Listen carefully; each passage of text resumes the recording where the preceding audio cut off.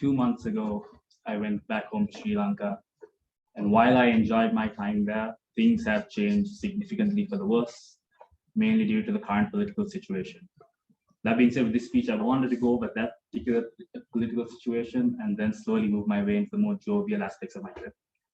Let's get into it. Awesome. So on the left, we have Gotabaya Rajapaksa, the current president, and on the right, we have Mahinda, the prime minister, or as I like to call them, Dirtbag 1 and Dirtbag 2.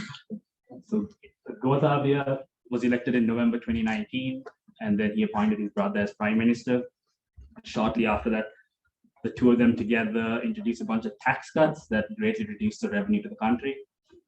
Flash forward a few months, COVID hits, tourism plummets, further loss of revenue.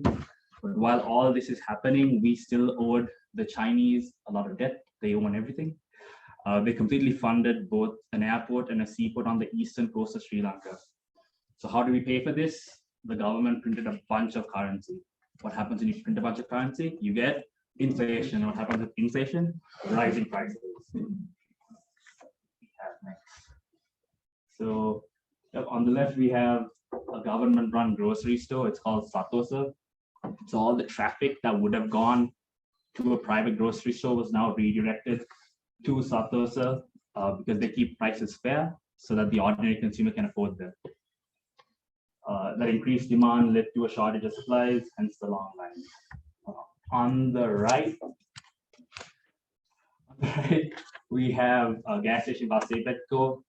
For those of you who don't know, we import all of our fuel, and because we had a lack of funding, there was a shortage as a result of that as well, and hence the long lines.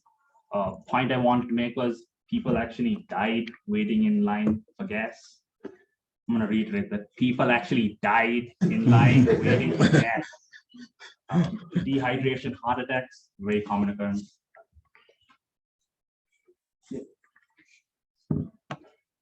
So for the longest time, the government was actually loved by the people because we credited them for ending the civil war in Sri Lanka, 30-year war between the Tamils and the Sinhalese, two ethnic populations in Sri Lanka.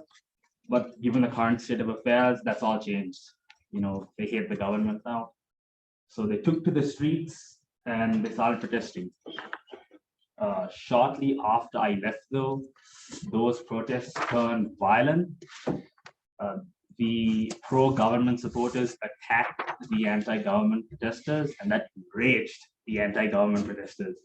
So they started burning up a bunch of buses, cars, motorcycles. They even started burning government officials' houses. So 41 houses were lit on fire, and this happens to be one of them. I'm not surprised by this outcome. The government, so the president, prime minister, and all their cronies have embezzled $100+ billion. A significant amount of money. But that wasn't the purpose of the trip. The purpose of the trip was to go back home and bury my grandfather's ashes. My father wanted all the time to get together and do it as a unit. So we buried the ashes, and then we rented out a bus and then went on a long family trip. Not that long, a few days, but I wanted to introduce the crew. So on the left, we have the legend himself, me. we got my father, we got my mom, we got my sister, and we got my grandmother. She might be in her 90s, but she still has street cred.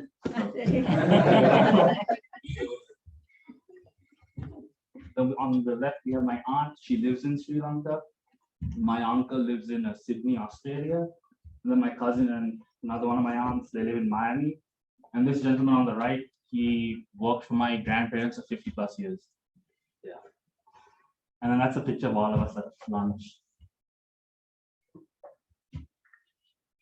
And then this lady, she's my grandmother's caretaker, but she played a significant role in both me and my sister's upbringing. And then on the right, we have the ma, aunt, and then another couple from Miami, Florida.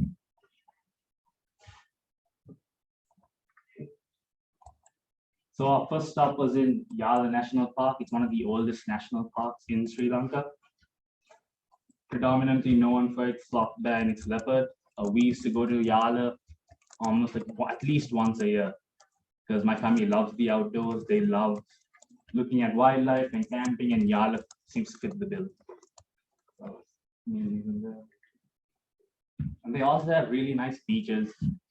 I had a pretty interesting interaction on one of the beaches. I saw these two girls. One of them was drinking water out of a Zeo water bottle.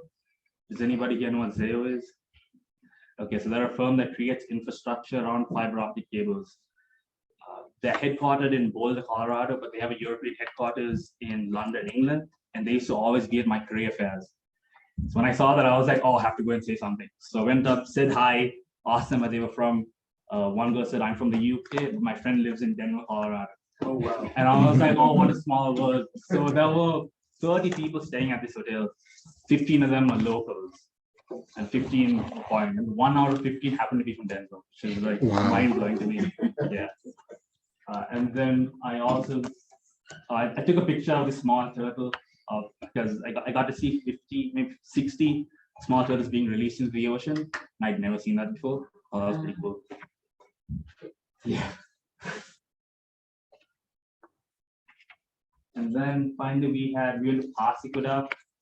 Pasikuda is on the eastern coast. It was an active war zone.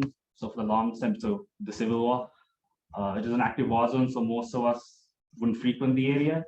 But now that's all changed. It's a super popular tourist attraction. We attract tourists from all over the world. And this year is my sister taking a picture of the boat we went snorkeling on. Again, I had a really great time doing that. Highly recommend doing that if you haven't done it. It's a lot of fun. But other than that, we just lazed around on the beach, didn't do much. And that's my trip in a nutshell. So in conclusion, all I have to say is you can't go home again and not expect change. Change is the only constant. You know, I used to associate Sri Lanka to both family and friends, but most of my family and friends have either gone abroad or they've passed away. You couple that with the economic difficulties and the social unrest the country is experiencing right now, the result is the country I once knew is no longer what it was. Now, I don't know what the solutions to all of our problems are, but I'm hoping we find a way through it. Thank you for listening.